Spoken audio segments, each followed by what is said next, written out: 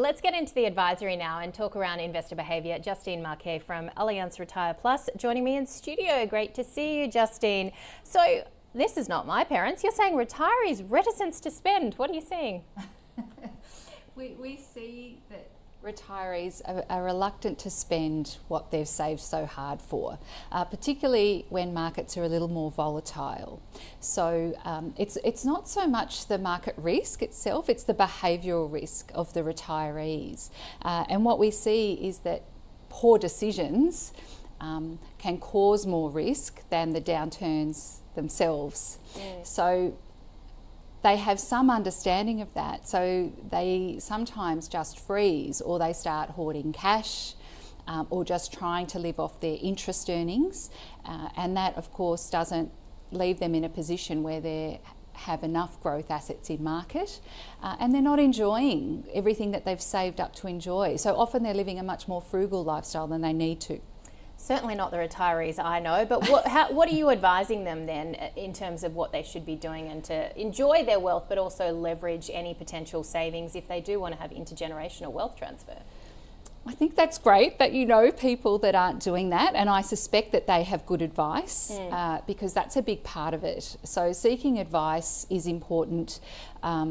Having confidence around how markets perform and having someone regularly checking in and putting in place some guardrails around withdrawals and spending patterns.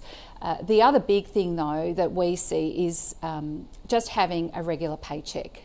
People are used to having a regular paycheck during their working life, during their career.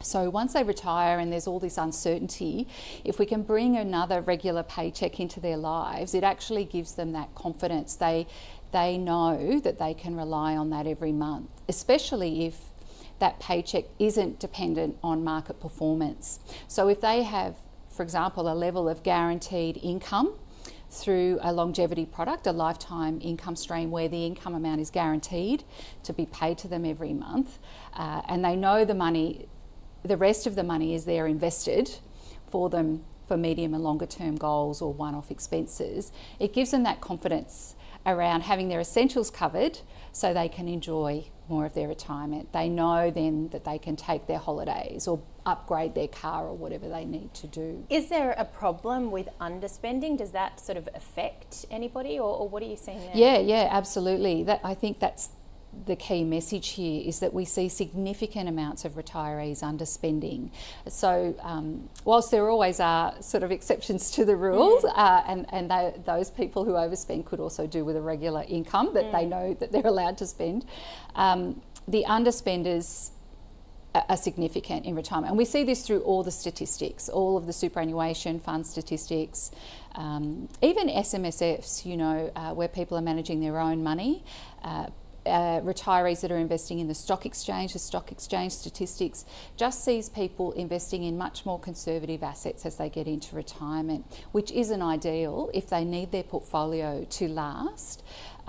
So what we want is the spending money to be really available to them and them to have confidence that that will be there so that they can get the rest of the growth in their portfolio. But we just see them being too frugal. Do you think that the pandemic had something to play with this? Because people that might have been enjoying the retirement years travelling, then they couldn't move, they didn't really have anything to spend on, now they're in that potential, you know, that's just how they live their lives. I do. So there's an example actually that comes to mind where there were clients that knew that had a trip planned and then the markets kind of turned and things changed with the pandemic, and even sort of CPI dropped and sort of things were going on, and then interest rates went up, and so they cancelled their trip. But once we put in place a guaranteed income stream for them so that they knew that they had that regular stuff coming in and they would be okay, they've had the confidence then to take their trip. So it really is the difference between having confidence around your income for the rest of your life, that gives you the ability to spend on the fun stuff, versus not knowing what's going to happen and how much you've got to work with. How do you reach people though? I mean, if they're not underspending, I assume maybe they're not reaching out for financial advice. That's true. So it's through opportunities like this, through sort of just general education. I think financial literacy. So we increasingly see advisors and institutions running client evenings to try and educate them about this. There is a solution. It's not about just sort of waiting and seeing. There is a way to have some confidence around your spend going forward. And you can lock that kind of thing in quite early too. You don't have to wait until you're actually retired. And in fact, you can get better outcomes the earlier you plan.